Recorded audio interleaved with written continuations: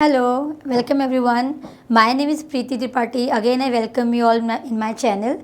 Today we have the new topic, children. The name of our topic is Unit 1.6, The Alchemy of Nature. ठीक है, ये आपको इसका meaning बाद में बताऊंगी मैं. पहले हम लोग यहाँ पे हमारे पास जो वार्मिंग अप एक्टिविटी है वो करेंगे हम लोग. Okay, so will start here. Rearrange the good qualities in each set so that the first letter of each of the words should make a meaningful word. Join the sets and get message. अभी इसने आपको दिया है कि qualities दी गई है, ठीक है, टीचर्स की या किसी की भी कुछ तो क्वालिटीज़ दी गई, राइट. तो इसको आपको क्या करना है, first letter of each of the words, first letter, हर एक का फर्स्ट लेटर जो है, ज्वाइन द सेट्स, आपको इसको ज्वाइन करके आपको एक सेट बनाना है, ठीक है, जिसको ऐसे अंडरलाइन किया गया है. तो यहाँ द वर्ड है, for the word is, first word क्या है मैं आपको अभी दिखाती हूँ. यहाँ पे आंसर लिखा है. Okay, I will explain you with answer. देखो यहाँ फर्स्ट वर्ड है, the word is nature, nature के बारे में, ठीक है. ओके, फिर यहाँ पे सेट वन में क्या है, सेट वर्ड में क्या आ गया, नेचर. सेट टू में है सेल्फलेस इंस्पायरिंग, ठीक है. तो द वर्ड इज़, मैंने क्या लिखा है, इज़, ठीक है. सेट थ्री है यूथफुल मॉडेस्ट, माई, और द वर्ड इज माई, ठीक है. फोर्थ है affectionate compassionate, okay, you not this one, my, okay. The next है affectionate compassionate empathetic honest reliable trustworthy. तो ये ऐसा कौन रहता है, टीचर, ठीक है. तो ये सब वर्ड्स से हमने ये सारे वर्ड्स बनाए चिल्ड्रेन. ओके, तो आप डायरेक्टली यहाँ पे लिख सकते हो नेचर इज़ माई टीचर. तो इस पूरे मैसेज से, इस पूरे वर्ड से हमको क्या मैसेज मिलता है, nature is my teacher, nature is my teacher. Got it, समझा. तो आप ऐसे डायरेक्टली देख के लिख सकते हो. नॉर्मल एक क्वेश्चन था ये. नेक्स्ट क्वेश्चन भी मूव करेंगे हम लोग. Okay, so here we have the next question. Various aspects of nature have special features that make them differ from another. अभी यहाँ पे बहुत सारे फीचर्स दिए हैं, कुछ एनिमल्स के हैं, कुछ बर्ड्स के हैं, कुछ वाटर के हैं, बहुत सारे फीचर्स यहाँ पे दिए गए हैं, ठीक है. आप ये देख सकते हो ये, ठीक है. Rights the special features of each of the following. तो यहाँ पे जो भी दिए गए हैं, फीचर्स दिए गए हैं, उनकी आपको स्पेशलिटी क्या होती है, ये जो भी वर्ड्स दिए गए हैं, इनकी स्पेशलिटी क्या होती है आपको यहाँ पे लिखना है, ठीक है. तो लैंड आपको मालूम है, ज़मीन कैसी होती है, फर्टाइल होती है, सॉइल होती है. जैन पे, ज़मीन पे क्या होता है, सैंड होता है. तो सैंड भी होता है, बट मैंने यहाँ पे साइज लिखा है, साइज, सॉइल, फर्टिलिटी. ये किसकी खासियत है, लैंड की, ठीक है. वाटर का क्या रहता है, ओडरलेस, मतलब टेस्टलेस रहता है, कलरलेस रहता है, प्योर होना चाहिए water, pure impure both. But मैंने यहाँ पे क्या लिखा है, test, colour, purity, speciality of the water, features of the water you can say. Trees shape होता है, स्ट्रेंथ होता है, स्ट्रॉन्ग होता है. वेदर, ट्रीज किसके कैसे ग्रो होता है, वेदर अच्छा रहेगा, यो हॉट एंड ह्यूमिड रहेगा, ट्री अच्छा ग्रो होगा. विंटर में सारे पेड़ की पत्तियां झड़ने लगती है, इसलिए वेदर भी यहाँ पे लिखा गया है, ठीक है. एनिमल्स है, एनिमल्स का क्या मेन है, फूड ऑब्वियसली है, हैबिटेट, उनको रहने को जगह चाहिए, और दिखने में कैसा है, अपीयरेंस कैसा है, लुक वाइज क्या है वो. So food, habitat and appearance. Got it. Next last we have insects, जो छोटे मोटे कीड़े होते हैं. कलर, शेप, ब्रीडिंग हैबिट्स, वो बच्चे कैसे करते हैं, उनका शेप कैसा रहता है, छोटे रहते हैं, लंबे रहते हैं, राइट. और किस किस कलर के होते हैं, डिफरेंट कलर्स ऑफ इंसेक्ट्स हमने देखे हैं, ठीक है. तो ये हो गया वर्ड्स, इनकी स्पेशलिटी हो गई, फीचर्स हो गए, you can say characteristics also, right. Next ये question children is very simple children, ये आपको लिखने का जरूरत नहीं है, बट फिर मैंने आंसर में दिया, मैं आपको एक्सप्लेन कर देती हूँ. Make a list of living creatures. इसको क्रिएचर्स नहीं पढ़ते चिल्ड्रन, इसको क्रीचर्स पढ़ते, राइट. ए यहाँ पे साइलेंट है. Creatures in the alphabetical order, you can write more than one beginning with the same letter, ठीक है. तो इसमें आपको क्या करना है, क्रीचर्स का नाम लिखना है, जो एनिमल्स है, बर्ड्स है, जो भी है, और क्रोनोलॉजिकल ऑर्डर में से अल्फाबेटिकल ऑर्डर में आपको लिखना है. A for ant, A for alligator, B for bear, B for bat, C for camel, D for dog. ऐसे आप ABCD पढ़ते हो ना, वैसे ही आपको सिंपल करना है, but make sure first letter will be the given letter वो है, ओके. तो आपको पूरा एंड तक, जेड फॉर जेब्रा तक लिखना है, ठीक है. एनिमल्स के नेम लिखने के, right the birds name also. Creatures means आप किसी के भी नाम लिख सकते हो, इंक्लूडिंग बर्ड्स एंड एनिमल्स. से बहुत ईजी आप लिख सकते हो. If you have the different name in your mind, you can right different name also, right. तो ये हमारा हो गया next question. Now will see the lesson. Okay, ये आपको एक्सप्लेन कर दिया, ये आपको एक्सप्लेन कर दिया है. Now will start from here, our lesson starts from here. Okay children, the name of the lesson is alchemy of nature. Alchemy means children क्या, पहले फर्स्ट मैं आपको लेसन का मतलब बताऊंगी, लेसन का नाम बताऊंगी कि एल्केमी का मतलब क्या होता है. एल्केमी मीन्स मैजेस्टी और magic of nature. Okay, majesty या मैजिक, नेचर का जादू क्या है, वो हम लोग इस पूरी पोएम में पढ़ेंगे। पोएम नहीं, बेसिकली एक तरह का स्टोरी टाइप है। ओके, इसमें हम लोग पढ़ेंगे, right. This poem is written by this lesson is written by William Blake. ठीक है, इनके ऑथर कौन है? William Blake. ओके, यहाँ पे दिया है to see a world in a grain of sand. Okay, first line children, ये जो लेसन है थोड़ा इंटरेस्टिंग है, बट अगर आप इंटरेस्ट लेके पढ़ोगे तो और इंटरेस्टिंग हो जाएगा। तो नेचर को एंजॉय करके सुनना है। मैं आपको उसमें word to word spellings meaning बताऊंगी और डिटेल में एक्सप्लेन भी करूंगी, right. To see a world, first line में पोइट क्या बोल रहे हैं? To see a world in a grain of sand. आपको ग्रेन मालूम होगा, अनाज का दाना, चावल का दाना, राइट। पोएट का मानना है कि उतने से दाने में, चावल का दाना इतना बड़ा होता है, इतने दाने में आपको क्या करना है? पूरे वर्ल्ड को देखना है, दुनिया को देखना है। मतलब कि इमेजिनेशन पावर है, इमेजिनरी पोएम है, इमेजिनरी लेसन है। ठीक है, कि इसमें हर चीज़ इमेजिन की गई है और उसको प्रॉब्लम से कंपेयर किया गया, राइट। तो जो चावल के छोटे से दाने में आपको क्या करना है? पूरे वर्ल्ड को इमेजिन करना है, right. And heaven in a wild flower, और जो जंगली फ्लावर होता है, जंगली फ्लावर जो होता है कोई भी, उसमें आपको किसको फील करना है? हेवन में जन्नत, स्वर्ग को फील करना है। ठीक है, फर्स्ट लाइन में पोएट बोल रहा है कि चावल के छोटे से दाने में आपको पूरी दुनिया को इमेजिन करना है। मतलब छोटी सी प्रॉब्लम हो या बड़ी प्रॉब्लम हो, आप हार नहीं मानोगे, आपको गिव अप नहीं करना है, ये बोलना चाहता है, राइट। प्रॉब्लम्स कोई भी बड़ी नहीं होती है, हम उसको बड़ा बनाते हैं। ओके, सेकेंड लाइन पोएट क्या बोल रहा है? जंगली जो फ्लावर होते हैं, फूल होते हैं, उसमें आपको क्या किस नज़रिए से देखना है? जन्नत देखना है। मतलब प्रॉब्लम्स को पॉजिटिव वे में देखो। Okay, third line, hold infinity, infinity is a out of limit, beyond limit, मतलब हद से ज़्यादा, बोलते हैं ना अनलिमिट, उसका मतलब होता है unlimit, out of limit, beyond limit, right. In the palm of your hand, this is the palm children. तो here the poet want to say that आपके पाम में पूरी दुनिया को आप देखो कि मैं, पूरी दुनिया मेरी मुट्ठी में है। एक छोटी सी प्रॉब्लम क्या चीज़ है? पूरी आपके पाम में क्या देखना है आपको? इन्फिनिटी देखना है, पूरे स्पेस को देखना है कि पूरी दुनिया जैसे मेरी मुट्ठी में है। तो प्रॉब्लम भी आपको कम लगने लगेगी, ऐसा कंपेयर किया गया। ओके, नेक्स्ट लाइन पोएट ने बोला है N eternity, eternity and new word, eternity means endless time, N eternity in an hour. और आप 1 घंटे में, आपको आपके पास जो भी टाइम है, 1 घंटा हो, 2 घंटा हो, उसमें आप पूरी दुनिया को बदलने की ताकत रखते हो। तो छोटी छोटी प्रॉब्लम क्या है? ठीक है, तो ये पूरे पोएम एक इमेजिनरी, ये पूरा जो लेसन एक इमेजिनरी लेसन है, but this lesson is all about to tell that small problems always makes you prepare for the future. Future में आपको लड़ने की ताकत मिलती है। स्मॉल प्रॉब्लम से हमको घबराना नहीं चाहिए। ठीक है, इसलिए चावल के दाने का एग्जांपल दिया है। जंगली फ्लावर में भी देखो पॉजिटिव वे में लिखा है, मतलब नेगेटिव वे में भी हमको पॉजिटिव रहना है ताकि हम लाइफ को सक्सेसफुल जी सके। गॉड, और पाम में देखो, पाम में, छोटे से पाम में पूरी दुनिया ले ली है, कितना पॉजिटिव एटीट्यूड दिखा रहा है पोएट यहाँ पे, राइट। और 1 घंटे में आप पूरी दुनिया बदल सकते हो, ऐसा पॉसिबल नहीं है, but if you try anything is possible. Okay, तो ये फुल पैराग्राफ को समझा रहेगा, इसमें इमेजिनेट किया गया है। ठीक है, it's all related with the problem, right. अब इन्फिनिटी में अपनी मीनिंग लिख देती हूँ, स्पेस।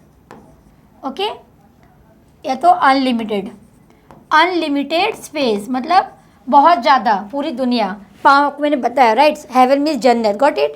तो will start from here. Something as tiny as a grain of sand can spark off an idea or imagination of a huge significance to the world.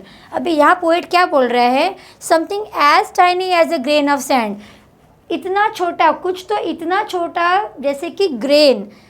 Okay, मिट्टी में जैसे सैंड मिल जाता है, राइट। सैंड में जैसे चावल का दाना मिल जाता है, राइट।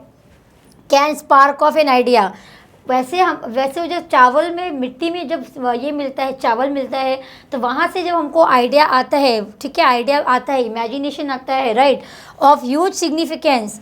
ठीक है, मतलब इस लाइन में पोएट का क्या मानना है? जैसे मिट्टी में एक चावल का दाना गुम हो जाता है, आप उसको ढूंढ लेते हो आइडिया लगा के, इमेजिनेशन करके। ठीक है, तो वैसे ही वैसे ही हम लोग पूरी दुनिया पे भी राज कर सकते हैं, पूरी दुनिया को भी हम लोग जीत सकते हैं। आइडिया लेके छोटी सी प्रॉब्लम से भी हम लोग बड़ी चीज़ें कर सकते हैं, राइट। फिर आगे दिया है, one can witness and experience the beauty of haven. एक कोई तो वहाँ पे रहना चाहिए, विटनेस रहना चाहिए, क्या देखने के लिए, experience the beauty of haven, जन्नत की खूबसूरती देखने के लिए, एक्सपीरियंस करने के लिए कोई तो वहाँ पे रहना चाहिए जब ये सब चीज़ होता है। Okay, heaven in something as small as wild flower and derive joy forever. जैसे कि एक जो फ्लावर होता है, जो फूल होता है, फ्लावर होता है, राइट, जंगली फ्लावर, जैसे वो खिलता है, जंगली फ्लावर होने के बाद भी उसमें हम लोग खुशी देखते हैं, वो हम उसमें हम लोग हेवन देख सकते हैं, जन्नत देख सकते हैं जंगली फ्लावर में। तो वैसे ही हमको प्रॉब्लम्स को भी पॉजिटिव में लेना चाहिए, हमको नेगेटिव की साइड नहीं जाना चाहिए। Got it. ये एक इमेजिनेशन पावर है, तो आपको सिर्फ इमेजिन करना है। ओके, फिर आगे दिया है, only one should have the eyes and time to see it. सिर्फ एक इंसान के पास, अभी इज इट पॉसिबल चिल्ड्रन कि आप मिट्टी में से चावल का दाना ढूंढ लो, आइडिया आ जाए आपको? नहीं। Is it possible to see the wild flower as a heaven? नहीं। आपको सबको रोज़ लिली अच्छा लगता है, राइट, बट यहाँ पोएट का बोलना है, आप जितनी कड़वी चीज़ के पास जाओगे उतना आपको पॉजिटिव साइड मिलेगा, राइट। तो बस एक इंसान का should have the witness eye to see this things happening. एक नज़रिया होना चाहिए लाइफ को देखने का। आप लाइफ को जिस तरह से देखोगे, पॉजिटिवली देखोगे तो आपको चावल में भी दाना दिखेगा, नेगेटिवली देखोगे तो आपको पूरे चावल की खेती में भी आपको कंकड़ दिखेगा, ऐसा मानना है पोएट का, ठीक है। So always take the life in a positive way and whatever you have enjoy and live that life, right. आगे देखेंगे हम लोग further.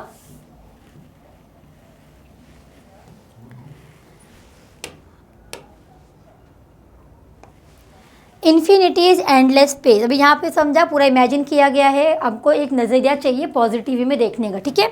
Infinity means space beyond limit, आपको मैंने ऊपर बताया। इज एंडलेस स्पेस, जिसकी कोई ख़त्म होने की बाउंड्री नहीं है, बढ़ती जाती है पूरी दुनिया, right. But your small palm can hold the destiny of earth. लेकिन आपका जो छोटा पाम है उसमें आप अपनी किस्मत को रोक सकते हो, पूरी दुनिया को रोक सकते हो in this palm with all courage, okay, through your efforts and courage. Got it. Eternity is endless time. Eternity means वही एंडलेस टाइम, ओके। एक टाइम से आप पूरी दुनिया को पाम में कैद कर सकते हो, एक टाइम से आप क्या कर सकते हो, बहुत बड़ा डिफरेंस ला सकते हो पूरे वर्ल्ड में। आपका 1 घंटा पूरी दुनिया बदल सकता है if you have the courage and the continuous effort. Got it. तो ये लाइन में पोएट का मानना है, with your doesn't matter if you have the 1 hour, if you have 2 hour, if you have the 10 hour, it depends upon you how you are using that hour to change the world. आप पूरी दुनिया बदल सकते हो अगर आप चाहो तो। Got it. फर्दर इसका मतलब क्या है, great deeds can surpass the limits of time and space, they never die. Great deeds मतलब children, good deeds, good works, मतलब गुड डीड्स मतलब अच्छे काम, ओके, अच्छे काम, गुड डीड्स लिखा है मैंने। जैसे महात्मा गांधी थे, सुभाष चंद्र बोस थे, अपने ग्रेट लीडर्स, राइट। तो ग्रेट डीड्स कैन सरपास, अच्छी आदतें तो करके इंसान चला जाता है, right. The limits of time and space, time और लिमिट, जो टाइम और स्पेस है उसको वो भी भूल जाता है, बट उनकी जो यादें हैं वो नहीं जाती हैं। टाइम पास हो जाता है, लोग दुनिया छोड़ के चले जाते हैं, बट जो गुड डीड्स है वो कभी मरता नहीं है। तो हमेशा अपने अंदर एक आत्मविश्वास जगा के रखो। Always have the self reliance, self believe that you can die by doing the good deeds. Let the time and space pass, but the good deeds will always remain presence even though you will be absent, right. So ये आपको समझा रहेगा, ठीक है। Now will start the lesson from here children, okay.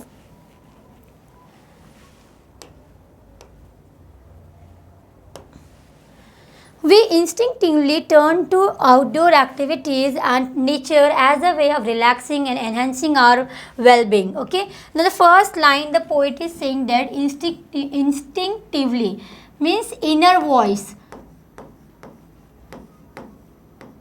Inner voice, आपकी अंदर की आवाज़। अभी फर्स्ट लाइन यहाँ पे पोएट बोलना चाहता है दैट हमको अंदर की आवाज़ सुननी चाहिए, ठीक है, ताकि हम लोग to turn to outdoor activities and nature as a way of, हम बाहर जाकर अब नेचर को एक्सपीरियंस करें, वहाँ पे हम लोग एक्टिविटीज़ करें, एनहांस करें, खुद को एनरिच करें, राइट। नेचर को फील करना चाहिए, क्योंकि नेचर हमको क्या करता है, वेल बींग बनाता है, हमको नरिश करता है, हमको मोटिवेट करता है आगे बढ़ने के लिए, ठीक है। तो हमको अंदर से आवाज़ आती है कि हमको बाहर जाकर नेचर को एक्सपीरियंस करना चाहिए। Got it. Nature soothes and nurture. Soothes means children calm. Okay, nature हमको रिलैक्स देता है। See are giving when you are in some or the other trouble when you go into the garden and sit there you feel very relax. Nature में बैठ जाता है, आपको बहुत अच्छा लगता है, because you see all over the gardening greenery देखते हो, राइट। तो नेचर क्या करता है, हमको काम रखता है, हमारे दिमाग को सोचने का आइडिया रहता है, शांत रहते हैं हम लोग। एंड नर्चर जरा हमको नरिशमेंट करता है, हमको ग्रोन अप करने का हेल्प करता है, नरिशेस, ठीक है। नेचर हमको काम करता है, शांत रखता है, हमको नरिश करता है अपनी ठंडी हवा देकर, ग्रीनरी से हमको पॉजिटिव वाइब्स आते हैं, right. Nature fulfils and motivates. Nature क्या करता है, फुलफिल करता है, हमारी सारी नीड्स को फुलफिल करता है। आपको मालूम है नेचर से हमको क्या क्या मिलता है, एयर, वाटर, लैंड, सब it's all nature God gifted, right. So nature fulfil our needs as well as our it motivates us to go out, grow more nature and get your life happy environment, right। तो nature हमको सब चीज़ सिखाता है, life में आगे कैसे बढ़ना है, हमको वेलबींग बनाता है, हमको एनहांस करता है, हमको मोटिवेट करता है towards our life. Got it. तो हमको नेचर को एक्सपीरियंस करना चाहिए, ऐसा पोइट का मानना है। Got it. Are you listening? Okay, sorry. Nature whispers and commands. Nature क्या करता है, विस्पर्स मीन्स स्पीक सॉफ्टली, धीरे से किसी के कान में बोलना, speak softly, okay. And the command means order. Nature क्या करता है, धीरे से, आपको मालूम नहीं नेचर बात नहीं करता है, but nature when the breezes blow, जब हवा चलती है तो you can experience the blow in your ears, आपके कान में आपको हवा का आवाज़ आता रहेगा। तो वो यहाँ बोलेगा nature whispers, it speak softly and it gives order, जाके मुझे एक्सपीरियंस करो, you will feel relax, okay. अभी यहाँ पे क्वेश्चन पार्ट किया क्या है, आर यू लिसनिंग। नेचर पूछ रहा है क्या तुम सुन रहे हो। ऐसा नेचर बात तो करता नहीं, बट यहाँ पे से दिखाया गया आर यू लिसनिंग, क्या तुम सुन रहे हो। तो व्हेन आई डू, तो पोएट क्या बोल रहा है, जब भी मैं नेचर की बात सुनता हूँ, whenever I do listen to nature, I get into my wonder, मैं सरप्राइज हो जाता हूँ, मैं शॉक्ड हो जाता हूँ कि मतलब नेचर इतना ब्यूटीफुल कैसे हो सकता है। ऑ मीन्स वंडर, इसकी मीनिंग बुक में भी दी गई होगी चिल्ड्रन, वहाँ से भी आप देख सकते हो। Got it. जब भी मैं नेचर की बात सुनता हूँ, पत्तियों की बात सुनता हूँ, जब मैं नेचर को फील करता हूँ, तो मैं बहुत वंडर हो जाता हूँ, मैं आश्चर्य हो जाता हूँ, इतना ब्यूटीफुल नेचर कैसे है, right. We have a hibiscus plant in our garden. A poet is saying about his home. That poet is saying that he has a hibiscus plant. Hibiscus is a flower, children. आपने देखा रहेगा, हिंदी में उसको शायद गुड़हल बोलते हैं, Asia में उसका नाम है, they called as a show flower, right, SHO, show flower, right, but we say show flower. तो the poet is saying that hibiscus plant in garden, के गार्डन में एक प्लांट है, वो हिबिस्कस का प्लांट है। एवरी फोर्टनाइट मीन्स हर next night, हर नेक्स्ट दूसरी रात, मतलब आज की रात हो गई, कल की रात को fortnight, okay. Every fortnight a flower blooms. Poet is saying that I have a one plant that is hibiscus plant, but I have observe that every fortnight, every next day of night, my flower plants it blooms, my flower blooms, वो खिलता है, okay. Bloom is खिलना। On it big bright and tender, वो flower बहुत बड़ा होता है, bright means बहुत सुंदर कलर है उसका, and tender means very soft और डेलिकेट, ओके, सॉफ्ट और डेलिकेट। तो मेरे गार्डन में जो प्लांट खिलता है वो बहुत बड़ा होता है, बहुत ब्राइट कलर है उसका, it looks very beautiful, very charming, and it is a very tender, बहुत सॉफ्ट है, दिखने में बहुत अच्छा लगता है। पोएट अपने गार्डन के बारे में बता रहे हैं, okay. Through the day it smiles, the poet is saying that पूरा दिन वो क्या करता है, इट स्माइल्स। पूरा दिन मेरा, अभी फ्लावर आपने देखा रहेगा, you might be having the flower rose in your home, at your home, right? When the flower blooms, it you feel that as it is it's trying to smile. Flower हंसने की कोशिश कर रहा है, right? But actually they don't smile, but they pretend to be smile, because when they start moving like this, so you are feeling that that flower is trying to smile. तो वो यहाँ poet बोल रहा है कि पूरा दिन वो फ्लावर क्या करता है, hibiscus flower, it smiles with the sun, it dances with the sun, it gives a nice move with the sun, because it experience the beauty of the nature. Flower जो है ब्यूटी ऑफ नेचर को experience करता है, और dance करता है सन को देखकर, राइट? विंड के साथ डांस करता है, okay. But as evening approaches, but जैसे ही शाम आती है, जैसे ही इवनिंग का समय आता है, अप्रोचेज मीन्स आना, कमा मतलब कम, okay.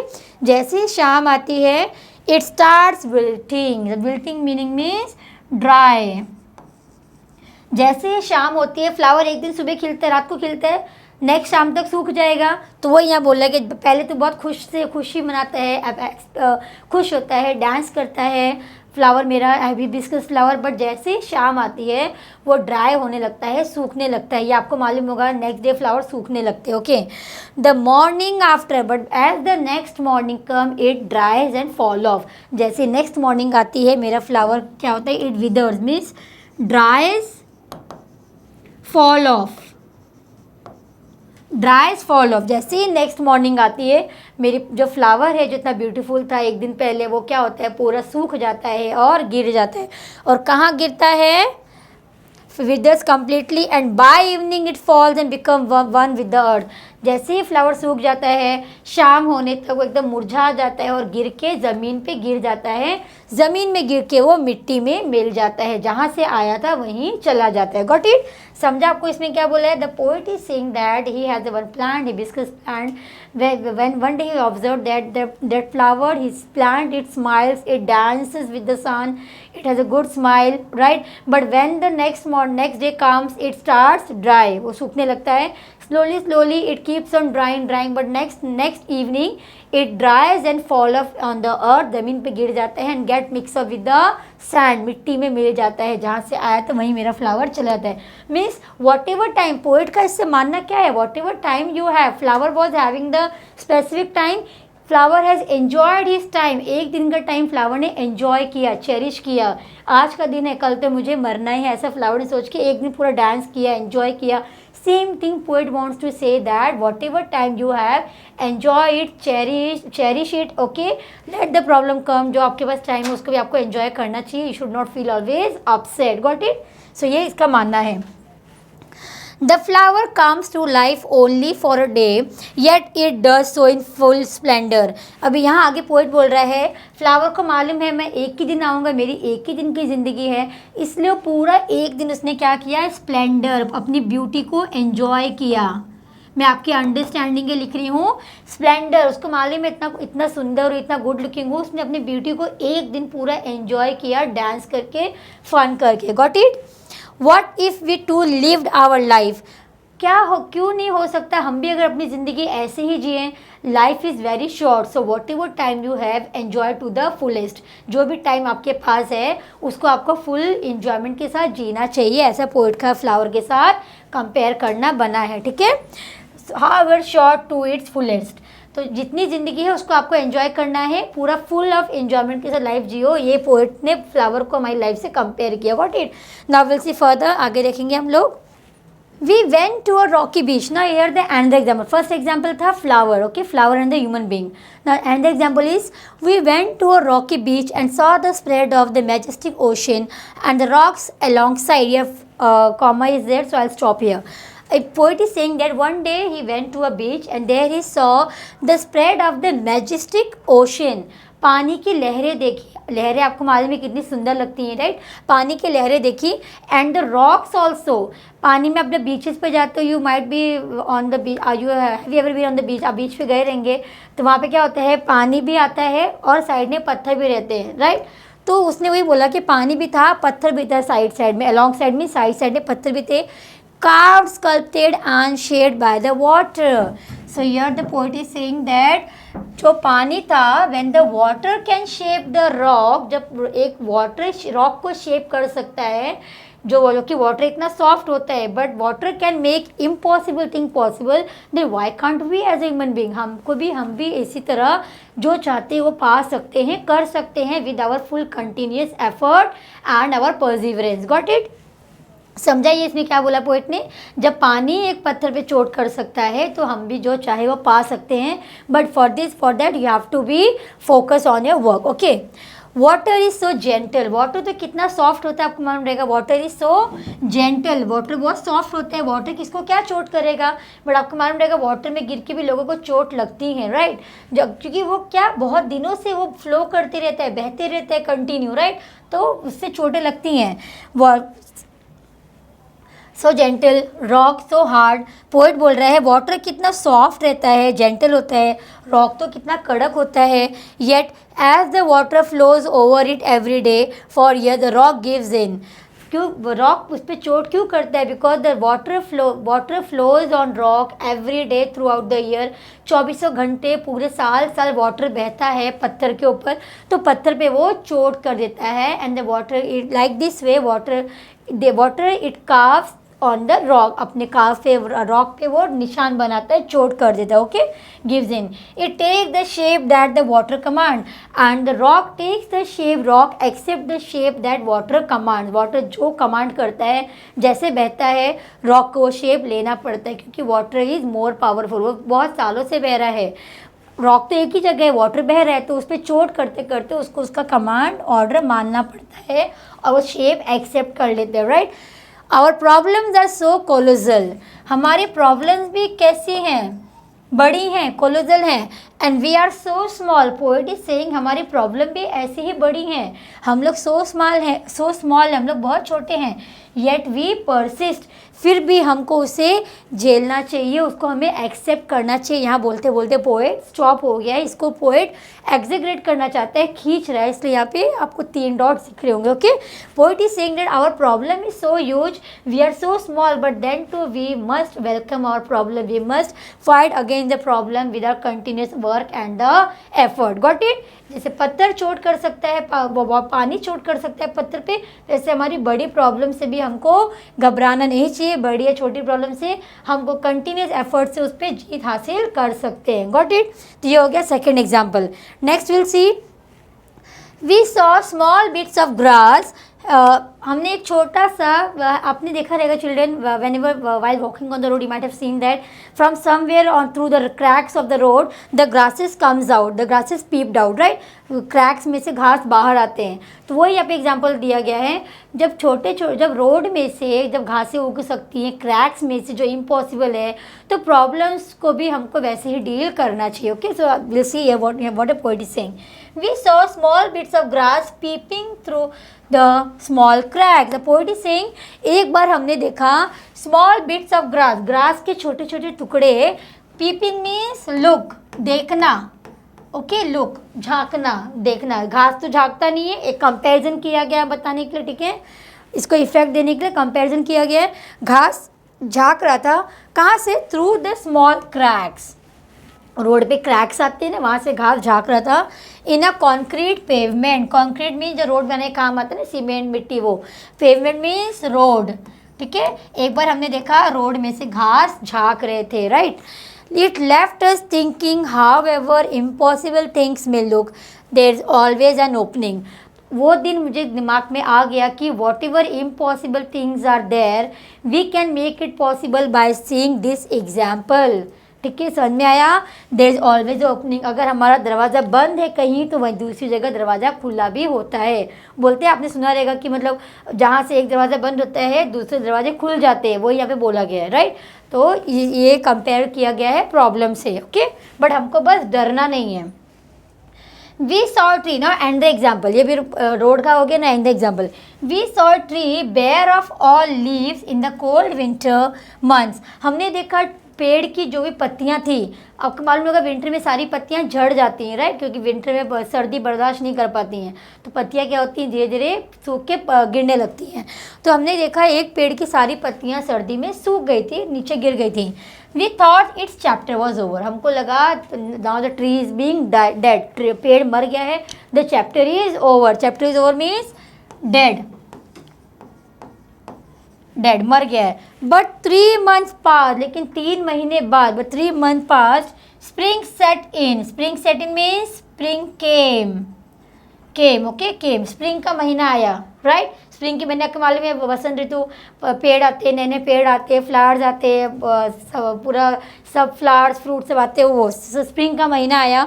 And the tree was back to its green majesty, और वापस से जो जो मुरझाया पेड़ था वो वापस से क्या हो गया, उसने अपनी ग्रीन मैजेस्टी, ग्रीन मैजिक दिखाया वो, ठीक है, ग्रीन मैजिक दिखाया, वापस से हरा भरा हो गया। विंटर में पत्तियां गिर गई थी, हमको लगा था चैप्टर इज हुआ, मतलब ट्री मर गया है, लेकिन 3 महीने बाद जैसे ही उसका टाइम आया, स्प्रिंग आया, ट्री ने हिम्मत दिखाई, फिर से उसने नई पत्तियां लाई, ग्रीन मैजिक दिखाया वंस अगेन। क्या क्या आ गया, full of leaves, flower, the tree was full of leaves, flower, birds and life.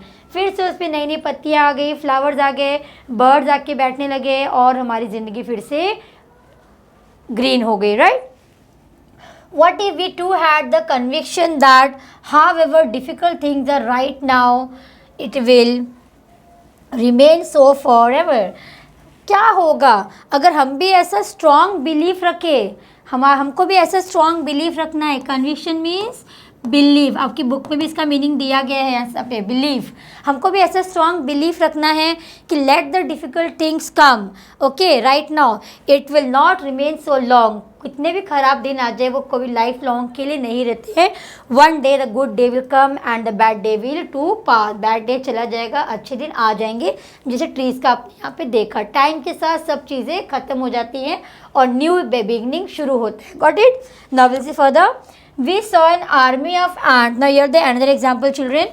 Okay, इसने पूरी इमेजिनरी पोएम है चिल्ड्रन, बट इमेजिनरी लेसन है, बट पोएट इससे ये बोलना चाहता है कि कितना ही प्रॉब्लम्स हो, आपको उसको लेके बैठे रहना नहीं है। एक प्रॉब्लम आता है तो प्रॉब्लम ख़त्म भी होता है, but you should make effort continuous also. Got it? We saw an army of ants lugging a fly which was at least 10 times the ant size. अभी हमने देखा, एक बार हम लोग जा रहे थे कहीं तो भी, देन वी सॉ कि आंट का एक ग्रुप है। Army of ant means group of ants. जो चींटी लोग होती है ना, वो भी ग्रुप में चलती हैं, ओके। तो यहाँ बोला गया है group of ants, lugging means खींचना। अब चींटियाँ कुछ भी खींच के लाती है ना, कोई भी सामान रहता है, छोटी रहती है तो pulling, okay, I am writing here for your understanding, pulling. Logging a fly, एक बड़ी सी मक्खी थी, बड़ी मतलब नॉर्मल, उनसे आंट से बड़ी मक्खी रहेगी। Lugging a fly which was at least 10 time the ant size.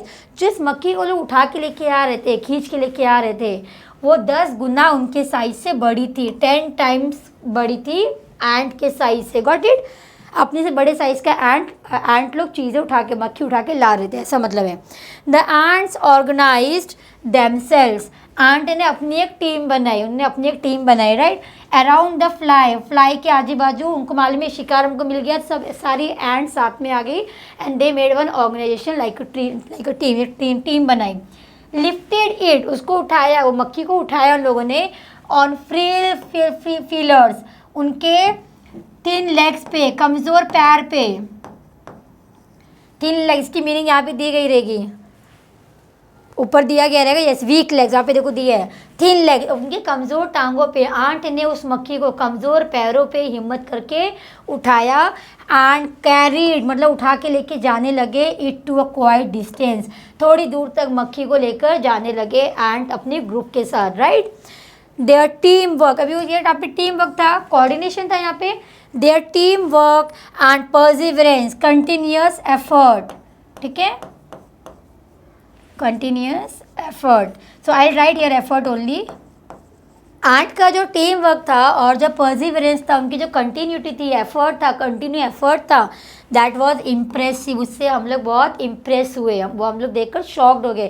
जो छोटी सी चींटी इतना बड़ा मक्खी को उठा के लेकर जा सकती है ग्रुप बना के, तो why can't we get scared of with the huge problem और द स्मॉल प्रॉब्लम, क्योंकि कोई भी चीज़ लॉन्ग लास्टिंग नहीं रहती। Got it? What if we too are consistent organized? क्या होगा अगर हम भी ऐसे ही, कंसिस्टेंट मीन्स कॉन्स्टेंट, कंटिन्यू ऐसे प्रैक्टिस करते जाए, कंटिन्यू एफर्ट करते जाए, राइट। कंटिन्यू ऑर्गेनाइज फोकस, हम भी अगर कंटिन्यू फोकस करें, ऑर्गेनाइज करें अपने काम पे, तो हम भी हासिल कर सकते हैं जीत। दूसरा दिया है फोकस, यहाँ पे अगेन ऐसे ये स्ट्रेस किया गया, मतलब फोकस्ड करना चाहिए। Spider webs are delicate yet very soft yet very strong. अभी एग्जाम्पल दिया गया है, ये कहावत बोली गई यहाँ पे। स्पाइडर का जो वेब होता है, मकड़ी का जो जाला होता है, राइट, वो बहुत डेलिकेट होता है, झाड़ू मारो गिर जाता है, फिर भी वो स्ट्रॉन्ग क्यों रहता है? क्योंकि वो लोग ने टीम वर्क के साथ काम किया गया है और वो उन्होंने हिम्मत दिखाई, कंटिन्यू एफर्ट किया है कि वो गिरना नहीं चाहिए, राइट। तो स्ट्रॉन्ग रहता है। मतलब इससे मतलब ये है कि कोई प्रॉब्लम कितनी बड़ी हो, हमको उसके आगे हार नहीं मानने, right. A rainbow colours the entire sky. एक रेनबो पूरी स्काई को कलर कर देता है। एक स्पाइडर अपना डेलिकेट सा जाल बनाता है, फिर भी वो स्ट्रॉन्ग रहता है। मतलब हिम्मत ही दिखा रहे हैं ना यहाँ पे, पूरा कंटिन्यूस एफर्ट दिखा रहे हैं, काम दिखा रहे हैं, इसलिए बोल रहे हैं, ठीक है। पूरा स्काई रेनबो से कलर हो जाता है, right. Rainbow colour the sky, ये कंपेयर कर रहे हैं यहाँ पे।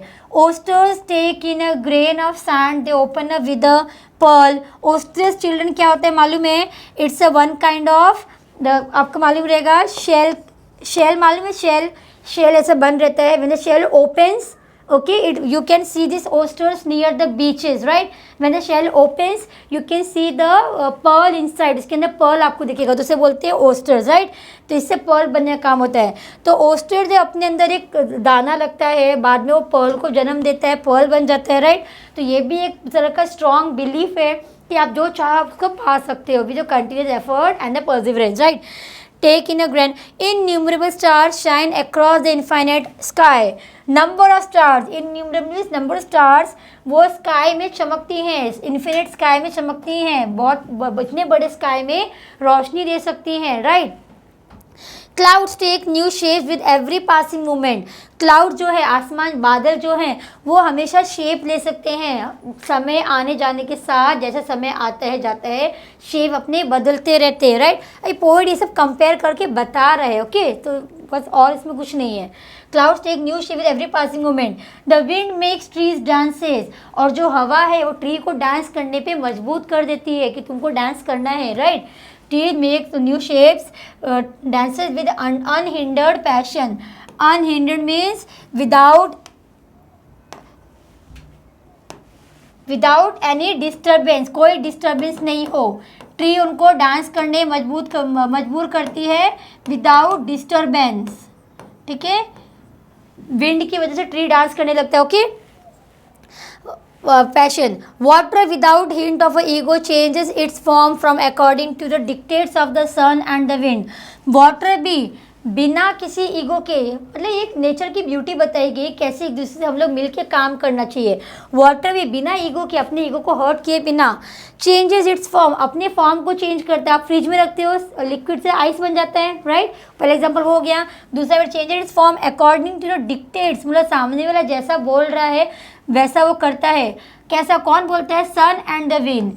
विंड जिस तरफ जाएगा वाटर उसी तरफ जाएगा, तो उसका ईगो आगे नहीं आता है वाटर का। मतलब नेचर कैसा है, कोऑर्डिनेशन के साथ काम करता है।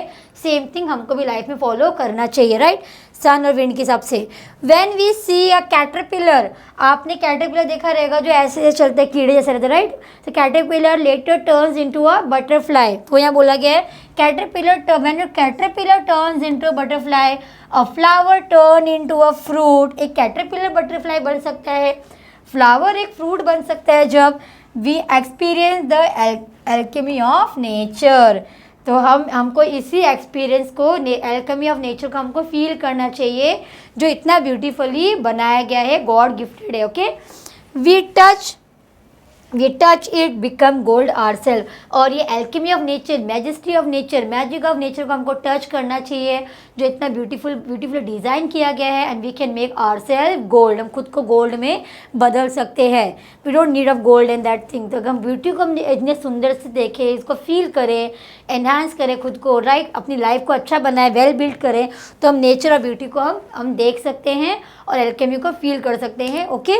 तो ये पोएम, इस स्टोरी में ये मानना था that poet is saying that let the problems come in your life, that it is a big or the small, you should always have the example of the ant. With the proper organization, with the teamwork, you can defeat any of the problems, okay. Where the closing is there, somewhere is opening is also there, okay. So you might have understood the poem. Again I'll say the story is written by Raksha Bhardiya, okay. ऊपर जो था वो William Blake ने लिखा था, but ये story किसने लिखी है? रक्षा भारदिया ने, ओके। तो बहुत सुंदर लिखा है इन्होंने। तो go go through the lesson one more time, बहुत अच्छा लेसन है। सो यहाँ पे देखो वर्ड्स दिए गए, यहाँ पे कंटिन्यूस वर्ड हार्ड मीनिंग दिए गए, भी आप पढ़ सकते हो। Okay, now we will see the question answer in our next video. Thank you everyone.